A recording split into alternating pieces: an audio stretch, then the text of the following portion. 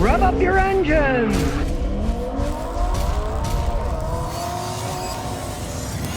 Cars burn gasoline. You're always going to the gas station to fill them back up. You want to have a good experience. You don't want to get crappy gas. You want your car to run right. So what should you do? Well, I know a little bit about gas stations. That's where I started. My father ran a corner Texaco station, and I started working there when I was 14. To begin with, realize that most gas stations, hey, they have a very similar gasoline that they're selling. The raw gasoline is created at a petroleum refinery factory. Then they go to like these 3 million gallon places. Each individual manufacturer then takes out what they want and puts in their own additive package. So realize the base gasoline at most stations is exactly the same as all the other ones around you.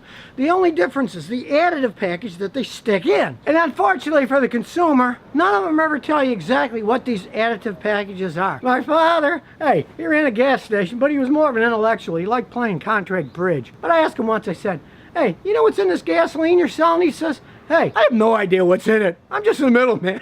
He wasn't even interested in what was in it. I've tried to find out exactly what these additives are. Nobody will tell you. Now, years ago, that decent fuel injection cleaner, Chevron Techron, used to tell you how much additive PEA, that's the main cleaner, was in the can. Years ago, they even stopped telling you that. And I asked a guy once, how come you guys don't show that anymore, what the percentage of cleaner is? And the executive at Chevron just said, oh, Scotty, you know, we don't want to get in an additive war where all the companies say, well, we contain 3%. I know we contain 4%. So they don't even tell you how much is in it. So you really have no idea. The only thing you can really be sure of is that almost all the gasolines in the United States contain 10% ethanol as an octane booster. I had somebody told me a car had been at another shop for 3 weeks. They couldn't figure out what was wrong with it. I kind of thought, let's test the gasoline. They did all kinds of electrical, mechanical tests, but they didn't say anything about testing the gasoline. This ethanol testing kit costs less than 10 bucks, doesn't cost anything. It can test the level of ethanol in your gasoline. And you might ask, why is there ethanol, commonly known as alcohol, in my gasoline? So here's the story behind it. When I was a young mechanic, they used leaded gas. That's the only gas you could buy was leaded gas. And they put lead into the gasoline as both a lubricant for the valves, the metal parts, and as an octane booster to raise the octane so the engines didn't knock when you were accelerating and knock, knock, knock, knock. The lead would stop such pre-ignition, but of course, as we found out, maybe the Romans never knew, that might have led to their decline, lead is not good for you whether you drink it or breathe it in. And since it was in the car's gasoline, you were breathing fumes out. Lead is not good. So they took the lead out. Back in 1990, they passed a law that said you got to take all the lead out of gasoline. But they had to replace the lead with something, so they replaced it with a chemical called MTBE. And this MTBE both oxygenated the fuel so it burned cleaner and raised the octane level so the engines wouldn't knock when you accelerate, especially with higher compression engines. Now, this additive worked perfectly fine, at least for the machines, but not so great for people, because it turned out that the MTBE was getting spilled into groundwater from underground tank leaks and stuff. So that was the end of that. They had to get rid of that and replace it with something else. And much to the pleasure of Midwest corn farmers, they decided to replace it with ethanol, alcohol that's made from corn, mainly in the United States. Ethanol actually burns very clean, and it raises the octane level of gasoline. It's got two major problems with it. Ethanol has less British thermal units, BTU, less energy than gasoline. So if you ran a car with 100% ethanol in it, you would get about 20% worse gas mileage than you would with the same amount of gasoline because it has less energy. And two, in higher concentration, the ethanol can destroy rubber products in the car, really absorbs water a lot, so you can end up with too much water in your gas tank. So it's got its downsides too. But that said, the ethanol is in use in American gasoline. The most common use is 10% ethanol and 90% gasoline.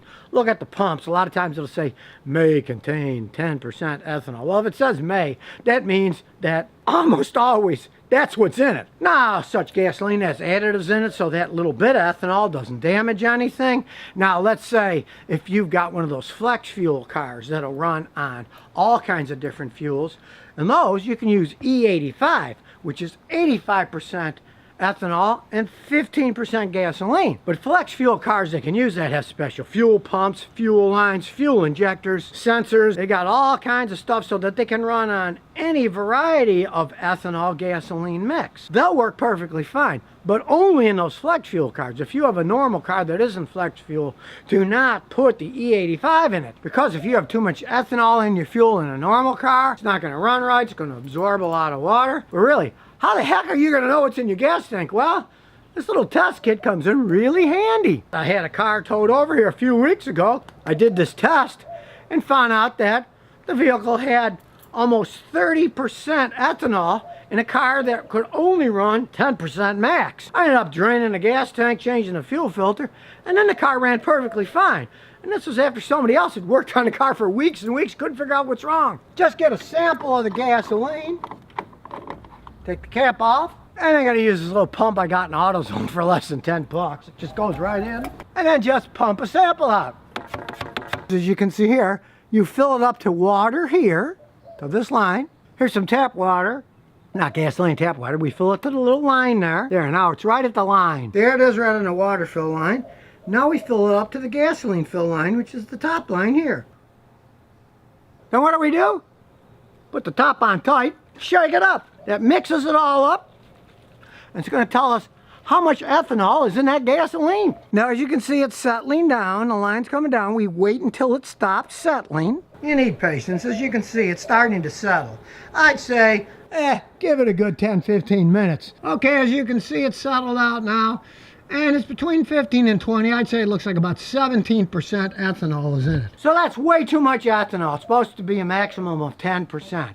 Now, like I said, if you had a flex fuel car, that can run on E85. That's 85% ethanol, and that would run perfectly fine on this, because the flex fuel cars can run on any amount of ethanol from 0% to 85% ethanol. The sensors and the computers and the fuel pump, they can handle that, and they tell the computer how much ethanol is in the fuel. They have ways of testing it with their sensors so that it can set up the car to run. If it's 20%, it'll run on that. If it's 40%, it'll run on that. But in a normal modern car that isn't flex fuel, you do not want more than 10% ethanol in your fuel.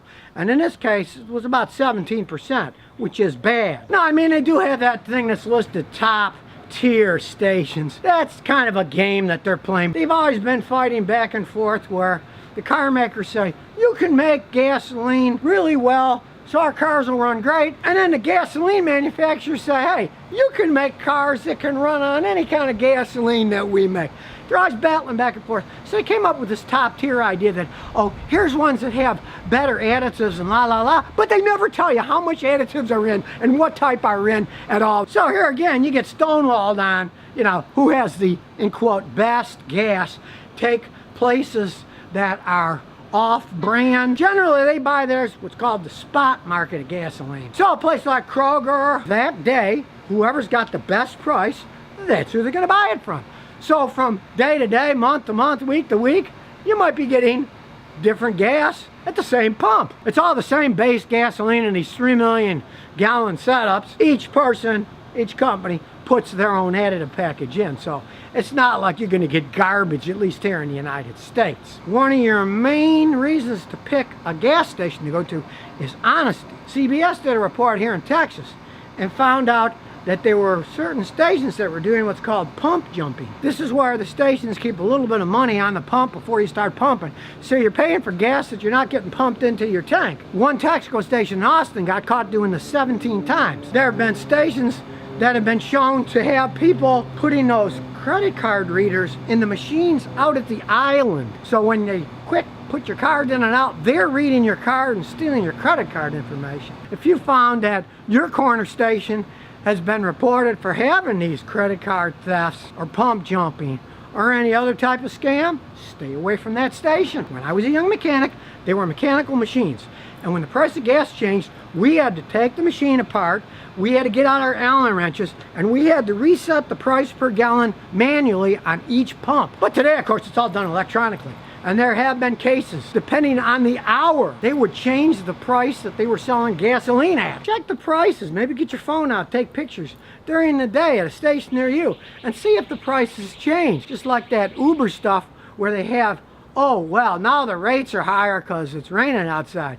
Check that out, and if you see there's a station that does that, stay away from them. And here's something that I have seen in the past. You might be paying for a gallon of gasoline, but let's say you're only getting 90% of a gallon when it's being pumped out because it's not metering it right. Where the cylinders were supposed to be filled with 10 gallons of gasoline, but they were only like 9 1/4. So people cheat on that. They always did in the past. I knew that once when I was a kid. I went to one of these discount stations. This was a long time ago. Gas was selling at 29 cents a gallon. So I brought out a measuring thing and I put exactly 1 gallon in, and it was only about 85% full.